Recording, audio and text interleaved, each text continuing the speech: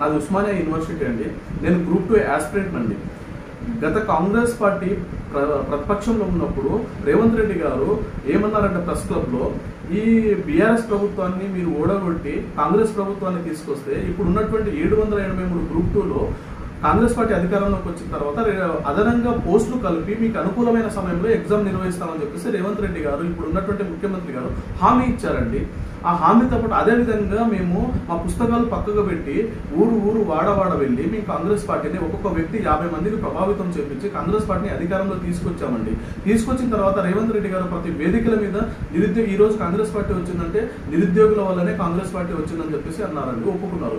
కానీ మా గ్రూప్ 2 అభ్యర్థులకు మీరు ఏం చేశారండి? గ్రూప్ 1లో పోస్టులు కలిపారు, డిఎస్సిలో పోస్టులు కలిపారు, కానీ గ్రూప్ 2లో పోస్టులు కలపకుండా ఎగ్జామ్ ఎందుకు నిర్వహిస్తున్నారని చెప్పేసి మా డిమాండ్. ఇప్పుడు మేమేం అడుగుతున్నాము, మీరు ఇప్పుడు గ్రూప్ 2లో పోస్టులు పెంచి గ్రూప్ 2 ఎగ్జామ్ని డిసెంబర్లో నిర్వహించామని అంటున్నామండి. దేనికి? మాకు అసలు పొద్దున మా మిత్రులు ఏంటంటే టీఎస్పీఎస్సీ శాంతియుత నిరసన అని పెట్టుకున్నారండి. దానికి మీరు వాళ్ళు అది ఏమనంటే ప్రజాప్రభుత్వం అంటారు. ఈ ప్రజాప్రభుత్వంలో నిరసన వాయిస్ చెప్పుకునేటువంటిది లేకుండా మాలాంటి సీరియస్ అభ్యర్థులకు, సీరియస్ గ్రూప్ 2 యాస్పిరెంట్కు, మాలాంటి వాళ్ళకు మీరు ఇలా మేము పొద్దున లేచిన కానీ కనీసం బ్రష్ చేయలేదండి. ఇప్పుడు నేను బ్రష్ చేయకుండా ఫ్రెష్ అప్ అవ్వలేదండి, కనీసం మొహం నీళ్ళు కూడా చల్లుకోలేదు, ఫ్రెష్ అప్ కూడా అవ్వలేదు. కింద నుంచి పోలీసులు మాకు ఫోన్లు చేయడం, ఎక్కడున్నారు ఏంటిదని చెప్పేసి, ఇలా పోలీస్ వాళ్ళు ఇట్లా ఫోన్లు చేసి భయభ్రాంతులకు గురి చేయడం ఏంటిదండి?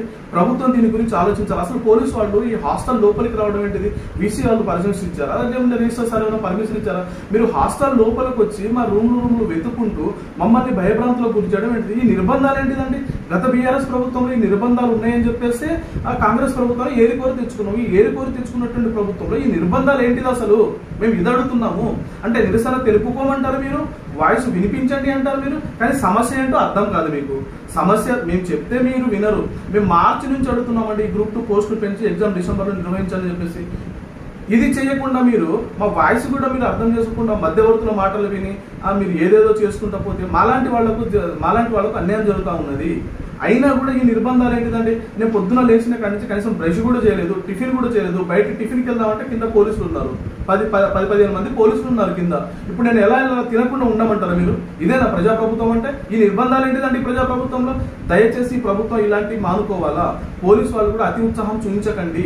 మీరు కూడా ఒకప్పటి నిరుద్యోగులే, దయచేసి ఆలోచించండి. ప్రభుత్వం ఇలాంటి నిర్బంధాలు చేస్తే మాత్రం జరగబోయే తీవ్ర పరిణామాలు ఎదుర్కోవాల్సి వస్తుంది మీరు.